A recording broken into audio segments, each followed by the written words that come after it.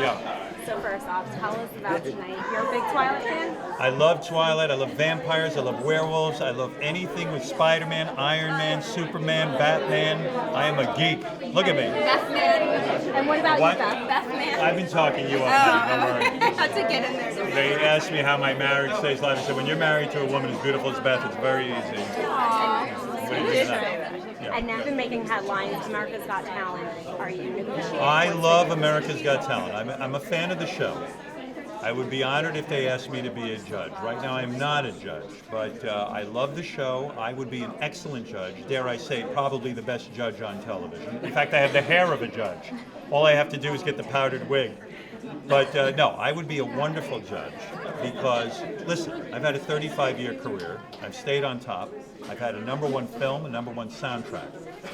I've had 2 #1 books. I've been #1 in every radio market. Who better than me to pass on my knowledge to the next generation?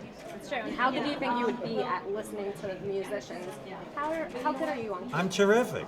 I'm great at everything. I sit next to him when he judges. I know you watch American Idol. Listen, together, I yeah. judge at home, so I might as well go on TV and judge, right? That's true. Yeah, well, so far, listen, I'm not a judge. If I was a judge, I would report it to you. Because what more important organization is there than Extra? But no, I'm not a judge.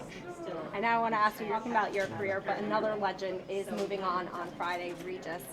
Any well wishes you want him? Any fond memories of him that you've had? Fond memories of Regis? Fond memories of Regis. You know, Regis lives in my building. I know. All my fond memories are probably really off the record. These weird conversations we have in the hallways. But no, I like Regis a lot. I like his wife, Joy. He's got a beautiful family. I see them in the elevator all the time. That's the extent of our relationship. But I have a lot of respect for Regis. Anybody who can have that long a career and sit there and has the gift of gab, and you know, you think about it, the stuff he talks about is everyday stuff, and he's able to command an audience. I admire him greatly. You know, poor Regis didn't get famous till he was about 74 years old. That's the problem. Regis needed to get famous when he was young. So now he's 80 years old, and he's going to go home and stare at the wall. Poor Joy. Well, do you think you're going to loop him in and maybe bring him on and work with you and collaborate on something? I didn't want to tell you this, but Regis is actually going to be my co-judge on America's Got Talent. It's going to be Regis. What do you think of the entire I've already talked about it. I think all of them are despicable.